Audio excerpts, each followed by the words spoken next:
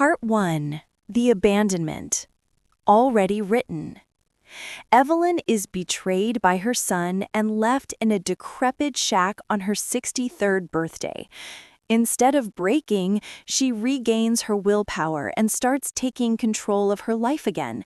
She secretly reclaims her finances and contacts her lawyer. Part 2. The Neighbor.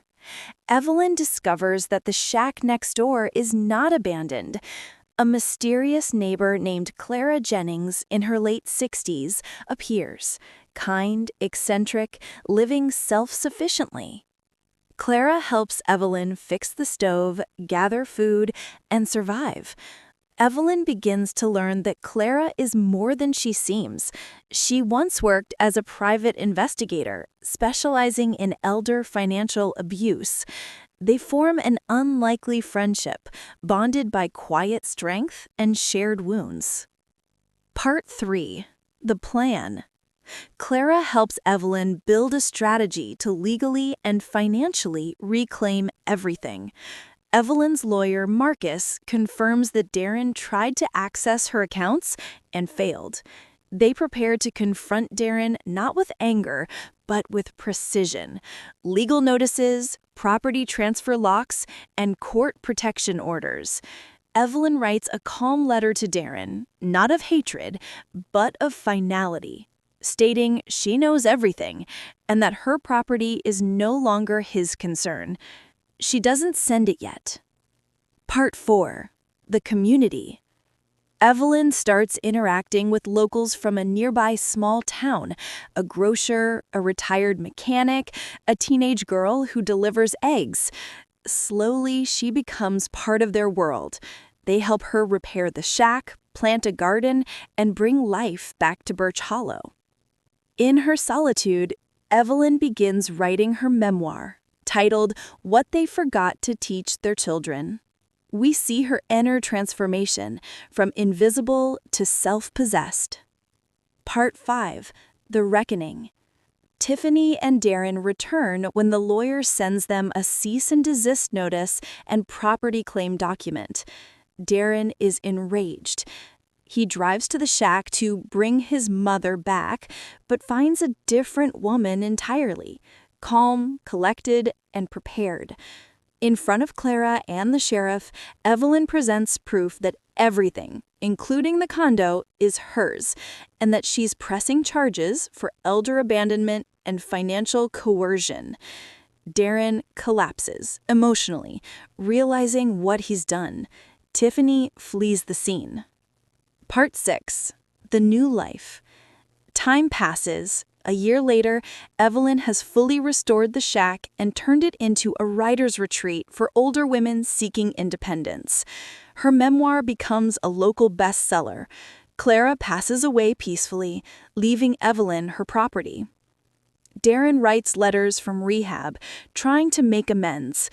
Evelyn reads them, but doesn't reply, not out of hatred, but of peace. The final scene mirrors the opening. Evelyn sits on her porch with a cup of tea, sunlight falling across her face, but now she's finally home. The letter that wasn't burned. 6 months later, a letter arrived, plain envelope, Jacob's handwriting. Dear Mrs. King, Ruth cries at night. She said she chose the life God called her to, but lost the mother who taught her love. The wedding was Barbara's idea, small, no English fuss. Ruth agreed to keep peace. She was wrong. Pride is a heavy yoke. There is a quilt auction at the mud sale in March. Ruth entered a piece. She hopes you'll come. No pressure, just thread between us again. Respectfully, Jacob Stoltzfus. I folded the letter into a tiny square, tucked it into the boundary quilt's binding. Not forgiveness, space. The mud sale. March mud squelched under my orthopedic shoes. The auction barn smelled of livestock and cinnamon buns. Ruth's quilt hung center stage. Log cabin pattern in blues and grays, the colors of her eyes the day she left for college. The auctioneer's voice cracked. Lot 47, Mother's Ocean. Starting bid, $200. Hands shot up. I stayed still. When the bidding hit $800, I raised my paddle. Once. The room hushed. Even the Amish men removed their hats. Sold to the lady in the navy coat. Ruth stood beside the quilt, eyes red, cap strings trembling. She walked over, hands clasped, Quaker style. Mama. Ruth? No hugs. We weren't there yet. She whispered, "The ocean block, that's the dress you wore to my graduation. I kept the scrap." I nodded. I kept the memory. You kept the fabric. Fair trade. The new pattern. I still live at Heritage Haven. My cottage walls are covered in quilts, some for sale, some for comfort. Ruth visits every other second Sunday. She brings sorghum molasses. I send her home with pecan pie. We speak of weather, of stitches, of everything except October 14. Last week she asked, "Mama, will you teach me the Lancaster rose?" I handed her a needle. Threads in the drawer. Start with honesty. Some quilts take years to bind.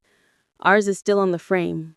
Black and cream, blue and gray, mother and daughter stitching side by side.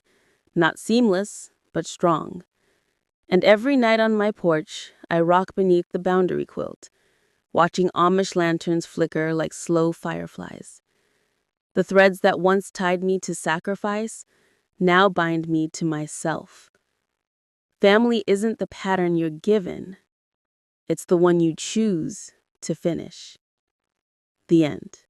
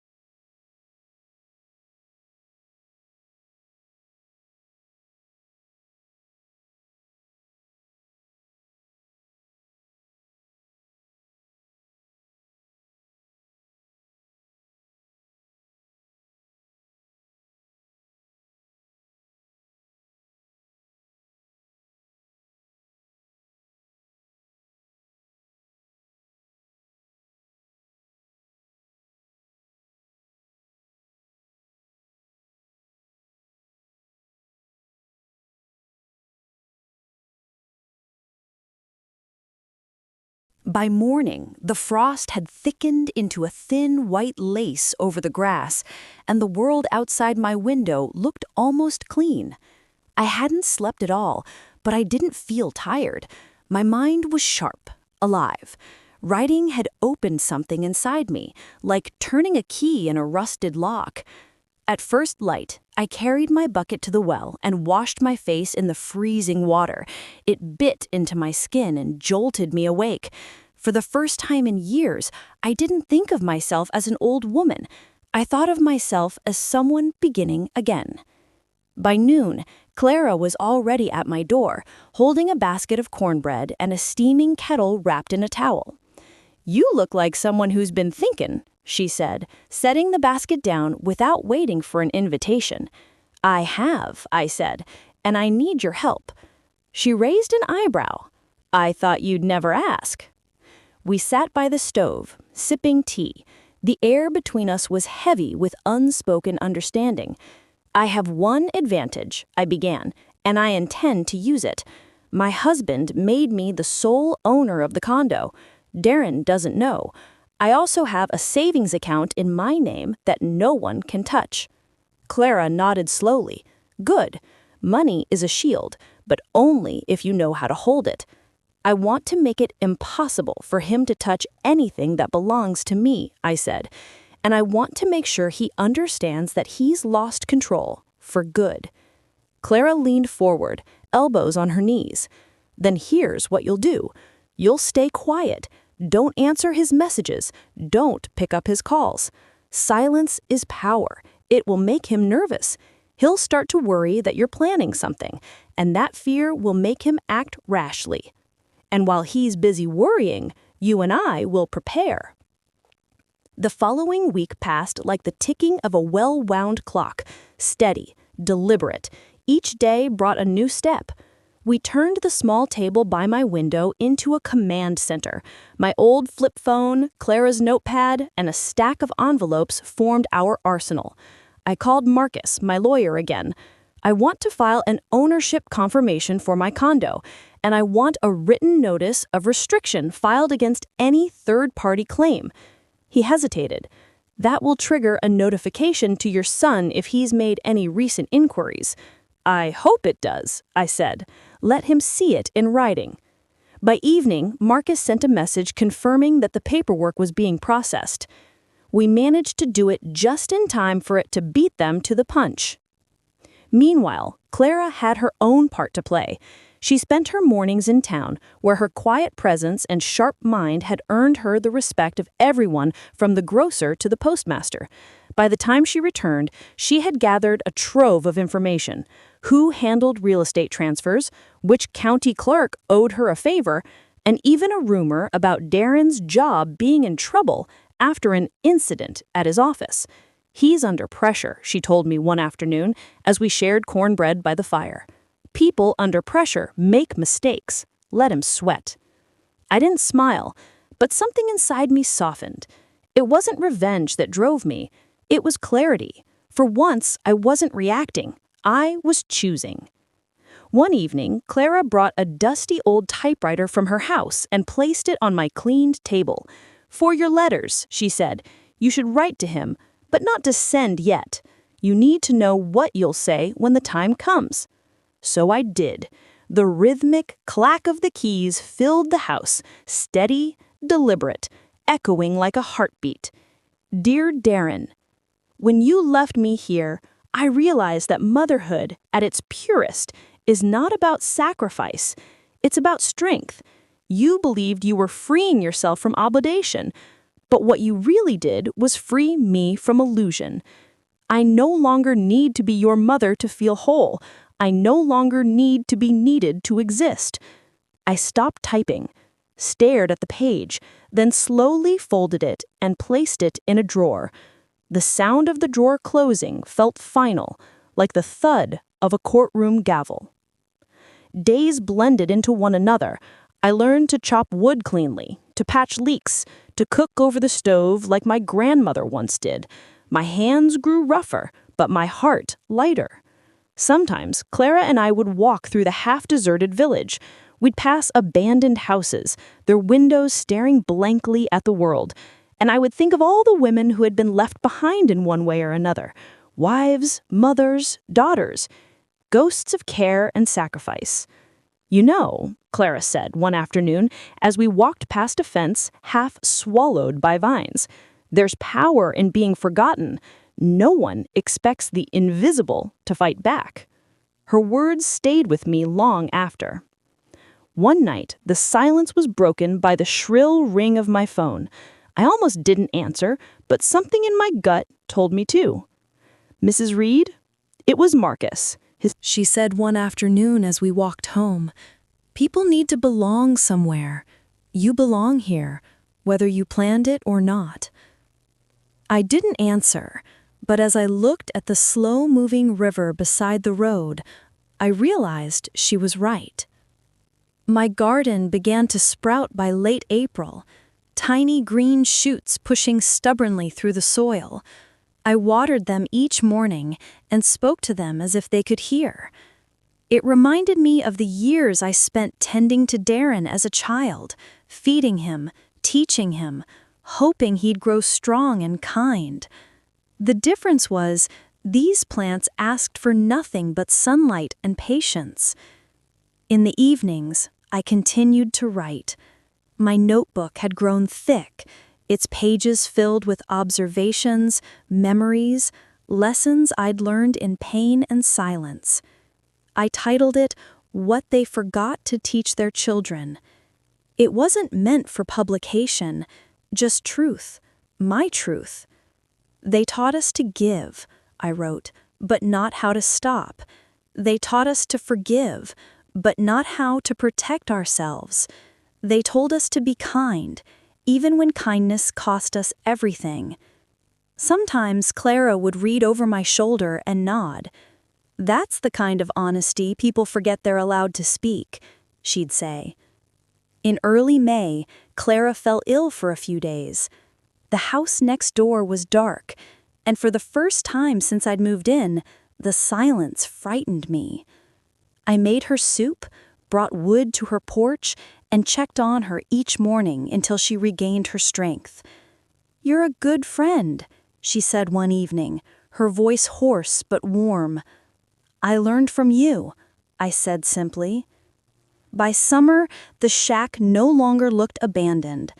The garden had turned wild and green, bees buzzed lazily in the air, and laughter sometimes drifted from my porch.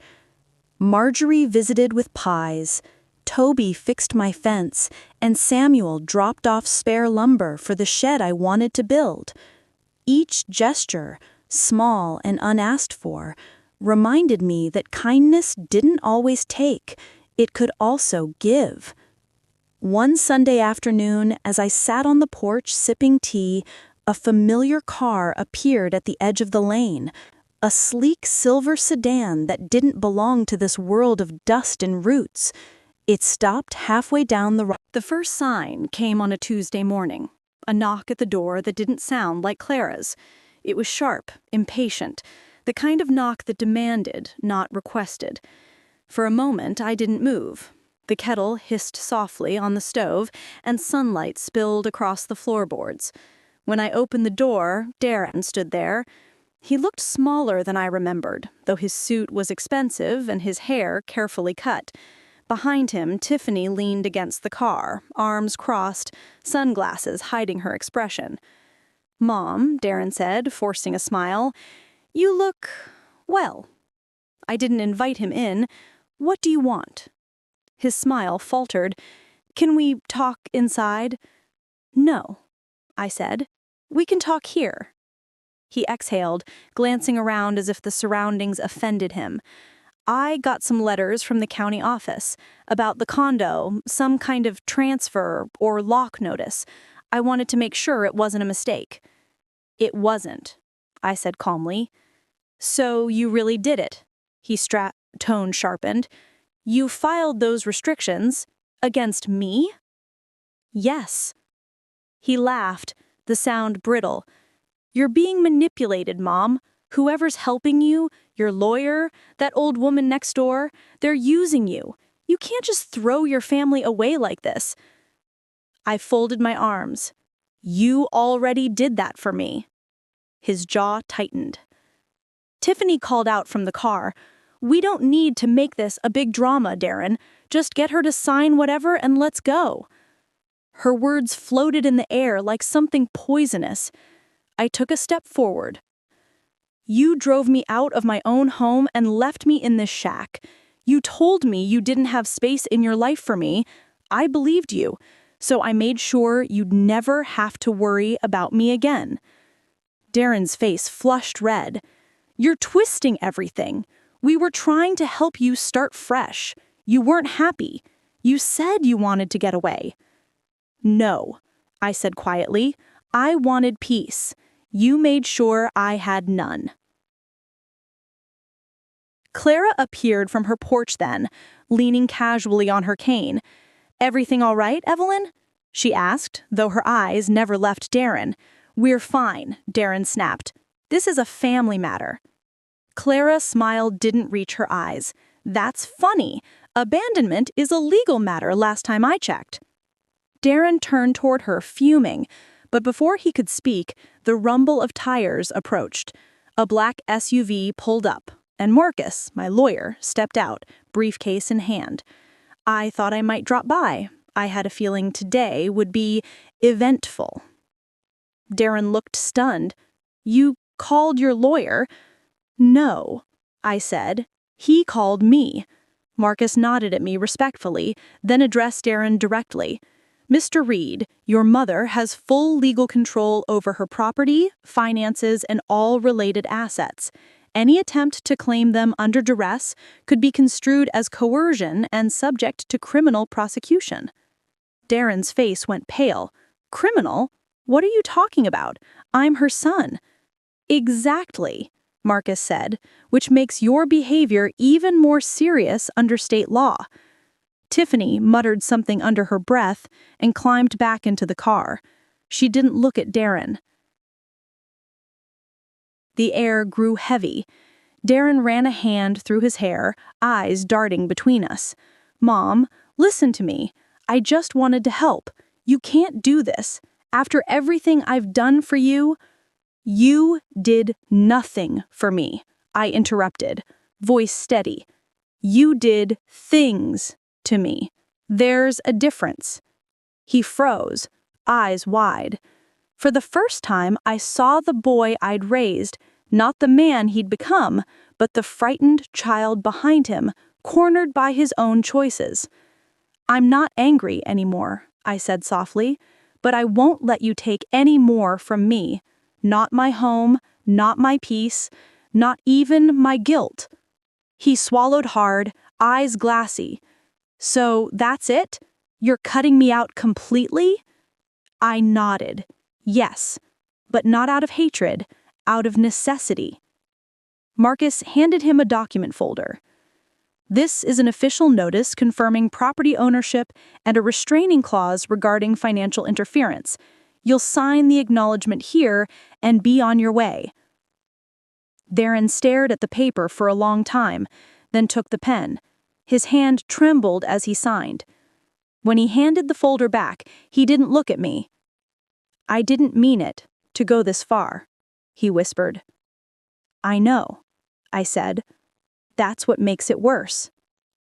When the car finally pulled away, dust rising behind it, the silence that followed was almost holy. Clara let out a long breath.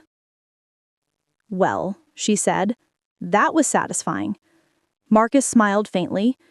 "You handled that better than most people half your age, Mrs. Reed." I managed a small smile. "I've had practice being underestimated." He chuckled, tipping his hat. "I'll be in touch about the follow-up filings. You're officially untouchable now." As he drove off, Clara and I never owned a cell phone until the day Mrs. Eleanor Rodriguez pressed one into my trembling hands. "Clara May, you're 80 now. The world's on these little screens. You'll want to see your great-grandbabies." I only wanted to see Ruth. It was a Tuesday in late October, the kind where the corn stubble glitters with frost and the Amish buggies leave silver tracks on the back roads.